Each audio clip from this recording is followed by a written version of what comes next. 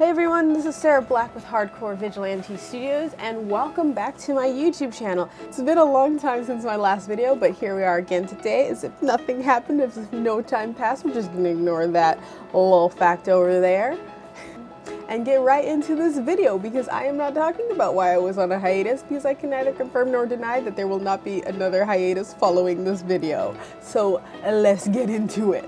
Right now I'm working on an original piece that I designed called Just Breathe. That is the working title until I find something better to call it, but it kind of encapsulates the feeling that I was going through when I was designing it, coming up with it, making it. So we will stick with the basic name for now. So I decided to do this piece in watercolor because I wanted that soft, lineless, flowy look that watercolor can give you. I created a previous piece of Nebula in the galaxy, and she was pretty much lineless, created with watercolor. I really like how soft and graceful that came out, and I really wanted to replicate it for this drawing. And also, I feel like watercolor paint as a medium kind of works really well with the concept of this drawing, which is essentially just like letting go and sort of surrendering yourself and not necessarily going with the flow, but sort of making yourself flexible to overcome situations instead of trying to bash your head against the obstacles that are presenting themselves to you. It's more of this idea that sometimes in order to make it through something very difficult, the answer is not to attack it with brute force, but to sort of just surrender. If that makes any sense, then you know and probably have experienced something similar to what I have gone through. If that does not make sense, don't worry, it was not described very well. Moving on, so one of the comments I get told a lot when people see my artwork is that they have a difficult time working with watercolor. And for this drawing, I have a longer version of how I created this piece. It's not sped up, it's really long, it's probably over an hour long, available on my Patreon. You can access it for the $5 tier. So if you want to see the full video of how this piece was created and try to pick up some little techniques about how it was created and how everything sort of came together, definitely feel free, sign up. The link is going to be in the description below. And take a look at this hour-long process. It's pretty fun and relaxing to watch, and there's definitely a lot that you can get technique-wise from seeing something sort of happening in real time versus sped up. Okay, so one thing I like to do with watercolor is sort of mix up the dry brushing and the wet brushing. I like to go in first with some paint just on the brush, sort of create a solid line. As you can see with the face or even the outline of this drawing, I like to go in, create that solid, firm line, and then I'll come back in with water, like a wet brush, and sort of add some liquid to that area to help it bleed out more. And I feel like that creates a nice edge on the piece.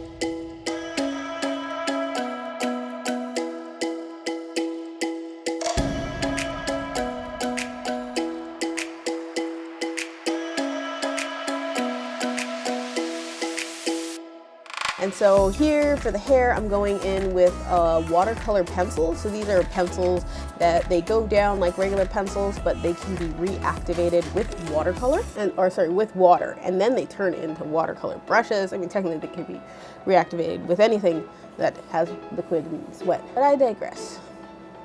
And I'm just loosely drawing in her curls. She's not gonna have as tight curls as I generally draw. They're more loosey-goosey because I wanted to sort of create like that airy, breezy feel. They're also not as detailed as the hair that I normally draw because I didn't want this thing to happen. And it happens when I design my curly haired girls in my illustration style, is I'll really like get into it, penciling in these tiny, tight little curls. It will get sort of like flatten out the drawing, and I try to bring it back. And sometimes I can bring back the three-dimensionalness with the shading and the marker.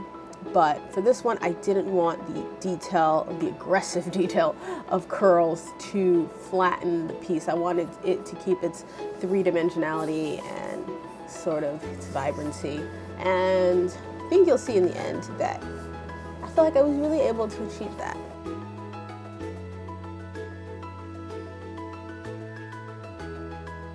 Now we're zooming in here for some face details.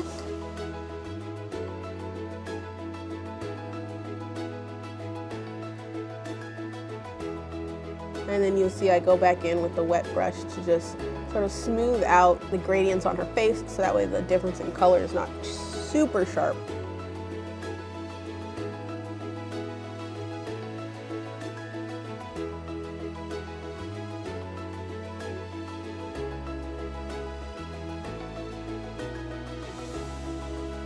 And then just layering in the color here, getting those pinks in. She was looking a little too purple in the face, too pink in the body, so after a bit I had to sort of even her out. And one issue I've had with watercolors that I have yet to sort of like perfect is it's really hard for me to get dark, like super dark shading or depth. And I think honestly it's because I'm a little afraid to try going too dark with a color and then not being able to like pick it back up, and then it sort of just stays that way. So I did cheat a little and use some markers to sort of darken up some areas on her face.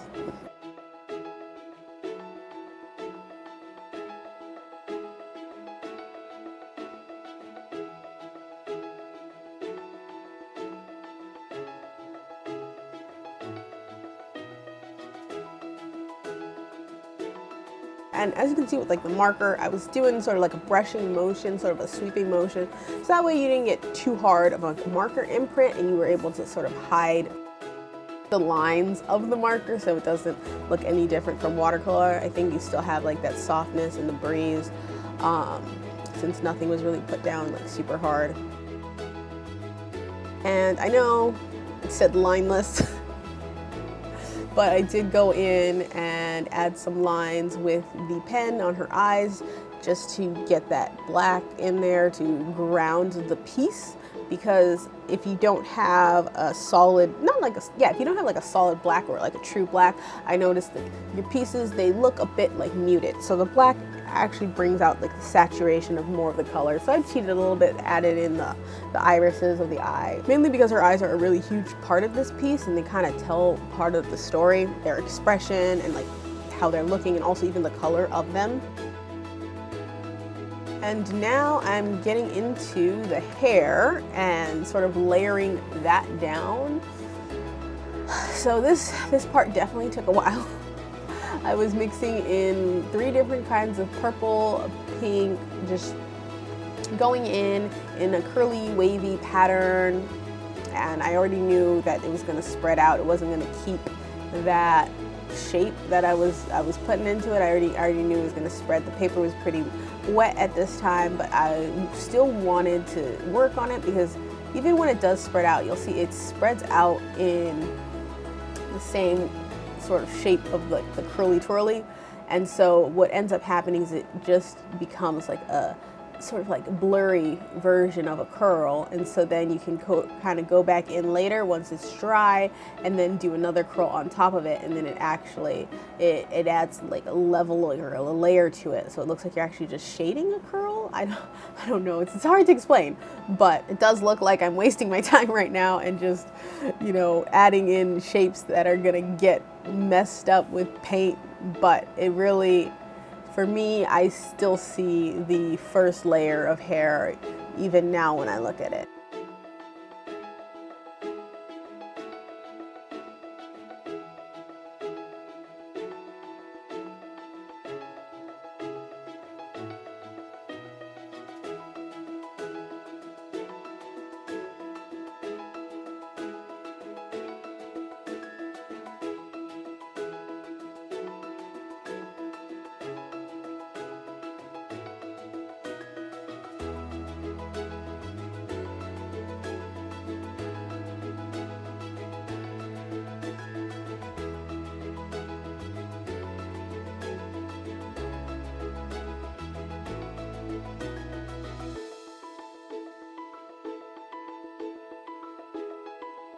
And then I spread out more just like random brush strokes throughout the hair, let that dry, let that create its own beautiful little abstract watercolor pattern.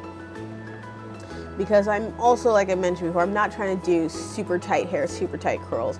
I'm trying to create like this sort of impressionistic form of hair, and so when I come back to it, it's like some slightly hair, but like also slightly nebulous cloud, and I think that'll look really cool in the end.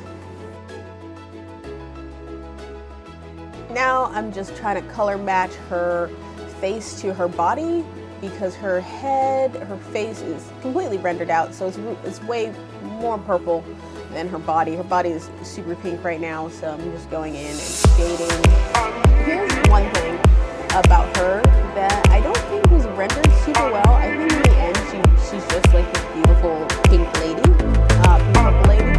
But in actuality, she was supposed to be glass, and we're supposed to be able to like see through her, and she's like having like slightly like translucent edges, and like that's when you can see her lungs. It's not like she's like a translucent person. She's a glass vessel, and I don't think that came out. And I think the main thing, you can't see the background enough. And also, in my defense, I have painted glass like once, and that was way back when I was in college, in high school.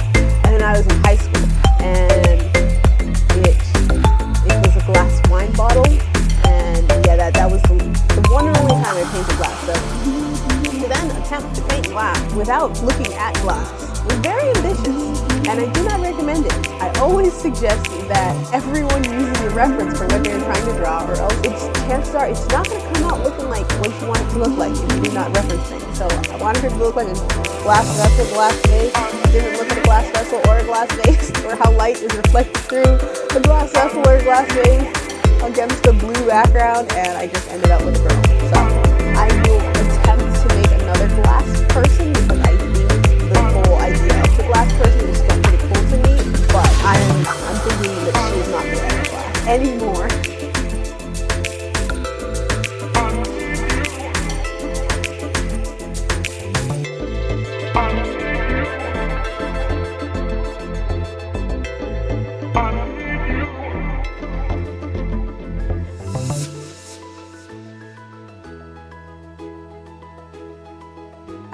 I'm coming into the hair again, so this is hair rendering part 2, and I'm going in towards the edges, making more detailed curls. That's where I want the curls to be the most defined, but sort of like as they get pushed up through the air and around her head, they kind of sort of like pattern out into this abstract design that I kind of got going. And also, as you can see, I kind of did off camera a little design of what the lightning is going to look like. I did it with a white pencil because I wanted to keep that in mind while I was doing the curls, so that way I didn't get it too busy in the area where the lightning detail was going to be, and I kept that area kind of like clean so we could see the lightning.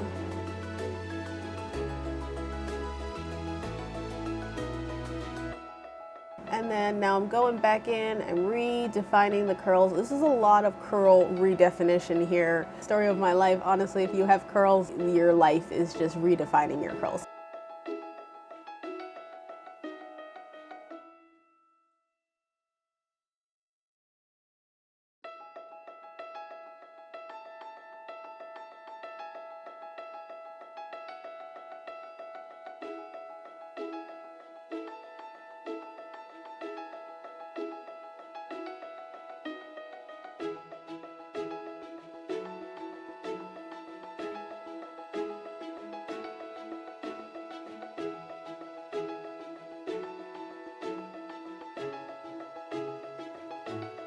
Now I'm going in and I'm tracing along the white pencil area with some gouache and some yellow watercolor. What I like to do is I like to take white gouache and then just mix it with colors of watercolor, because when you mix the gouache, if you mix like the yellow gouache with the white gouache, I feel like it comes out too opaque.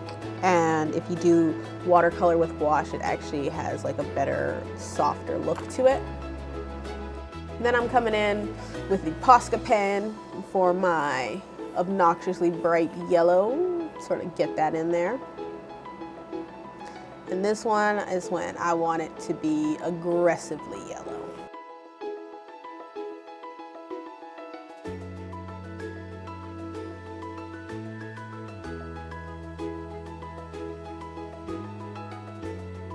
Adding in the highlights with more watercolor.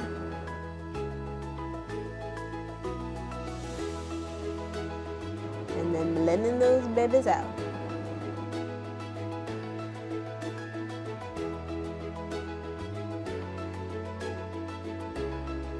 Now we are redefining that hair once more. There's never such a thing as too much hair definition. I'm actually surprised that I was able to keep it this simplified as far as the hair was concerned. I was just constantly like, don't overdo it. Do not just go and try and draw every curl like you normally do. And then I'm using this pink sort of highlighter color to add last little highlighty touches, vibrancy here and there.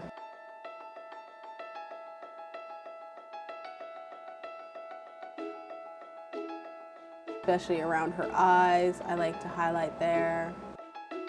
And then I use some salt in the watercolor to create little patterns in the background, so that way it kind of like matches like a stormy sky background without, you know, getting too distracted. Well, thank you everyone for watching this video and listening to my ramblings. If you would like to support my channel, there are several ways you can do that. Definitely like, comment, and subscribe if you enjoyed watching this video. If you would like to purchase this design as a print, canvas, or shirt, I have the link in the description below. If you're interested in joining my Patreon and helping make more videos like this possible and seeing the full unedited versions of my drawings, then that'll also be in the description, link below. And that is all for today, folks. Thank you very much again for watching, and have a great day.